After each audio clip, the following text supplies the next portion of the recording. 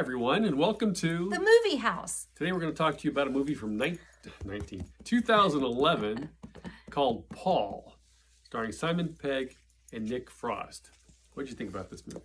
Well, I thought it was a really, really cute idea. I'm a huge fan of Simon Pegg and Nick Frost. I love Shaun of the Dead. I can watch that over and over. I love Hot Fuzz. I love Simon Pegg in the Mission Impossible movies. I mean, who doesn't love Benji? So I thought it was a really cute idea. We saw the non-rated version, so maybe we should have watched the theatrical version.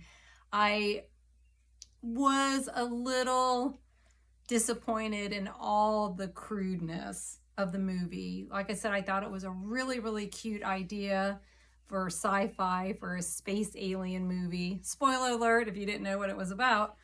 But I was put off by all the crudeness, the profanity, which is kind of sad. I thought it was really over the top. I don't know if all that was necessary. Yeah, I agree with you. Simon Pegg and Nick Frost are both very likable performers. Mm-hmm. You want to root for these guys. There's something about them. And I think that they made the mistake of making Paul too big of a character in the story, particularly given that he's being played by Seth Rogen. Yeah. Who we like, Seth Rogen, very much. And we know, I mean, if you are a fan of Robot Chicken, can get really over the top.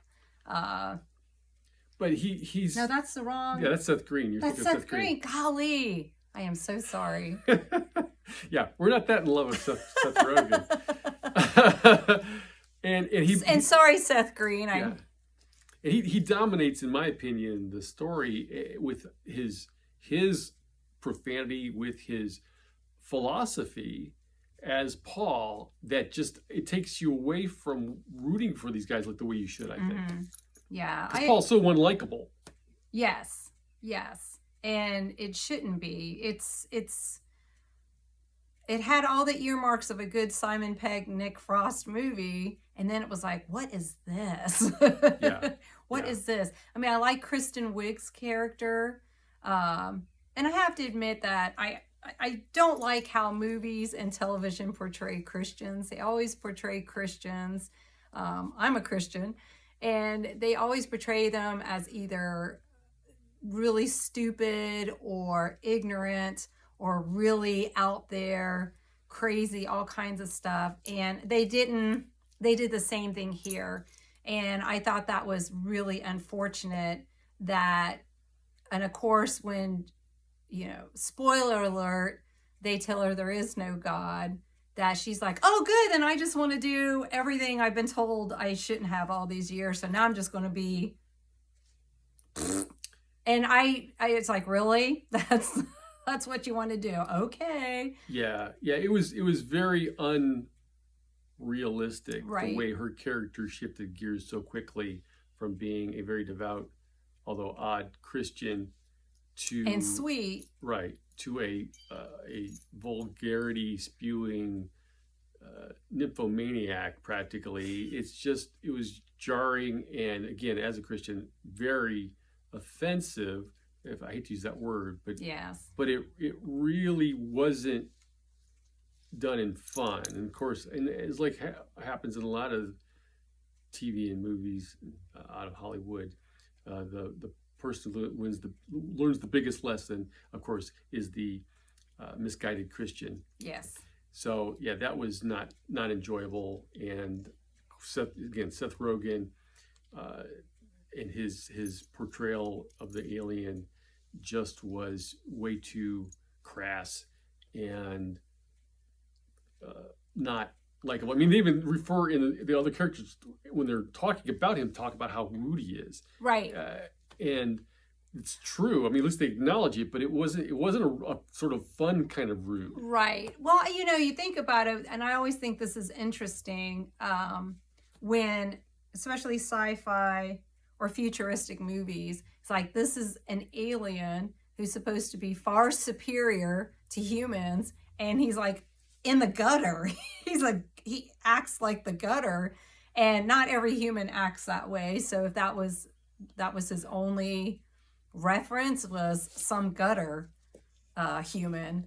So again, I think it was a good idea. It could have been so much better, but it was really, I mean, I like the sweetness of, spoiler alert, the sweetness of Simon Pegg and Kristen Wiig's attraction. I like Simon Pegg and Nick Frost being the best buds that they are, and they are in real life. I loved how that carried through. But the other stuff just was like, really? Yeah. Okay. Yeah, it starts out great with them as two nerdy buddies going to Comic-Con and then deciding to go on a road trip together in America and To all this look sort of at stuff. all the Alien the UFO sites. stuff. So that was Right, really, out that's in the really Southwest. cool. What Yeah. a great idea. Great premise. You know, coming from England to America, and this is where we're going to go. I thought that was great. Road trip. Yeah, it was a lot of fun. And then when Paul shows up, it just sort of starts to bog down in my view. Yeah. So yeah, apparently there's a scene where they stop at a roadside restaurant and they meet a waitress, and that's based on real life. Oh yeah. They actually drove this trip in real life to research the movie, and while they were doing that, they met this diner waitress, and she made quite an impression. So they made a character out of her for the movie, Played by Jane Lynch. yeah, and they actually had a little minor altercation with some of the local patrons, which also is portrayed in the movie, but in a far more exaggerated fashion. So a lot of it is based on stuff that they have done or know and all that. But if they'd stayed more in that vein, I think it would have been a much better movie. And this movie cost what Hot Fuzz and Shaun of the Dead cost combined. Oh wow. And it's nowhere near as good as either one of those. Yeah, Shaun of the Dead and Hot Fuzz are just primo, primo from beginning to end. Yeah. So from my perspective, don't waste your time. It's not really worth checking out. Even the few funny bits here and there. Jason Bateman is very good. Yes. As a government agent or something who's on their trail. Yeah. I forgot about him. Yeah, he's very good at it. And there's a lot of good references to the sci-fi world, which was great.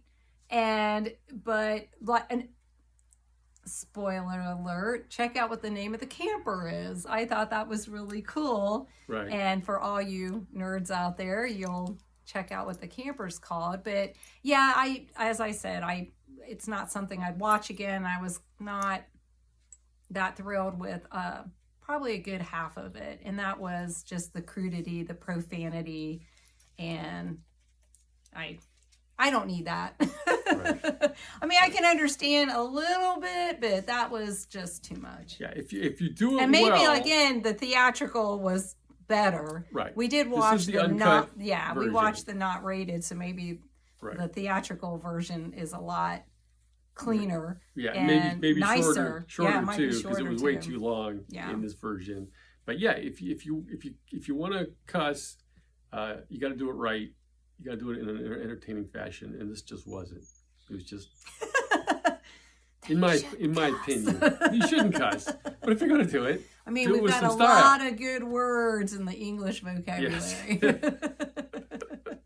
Lots of good adjectives. Yes, I don't cuss, but I know a lot of people who do, and some are better at it than others. It's my opinion. Okay, so there you go.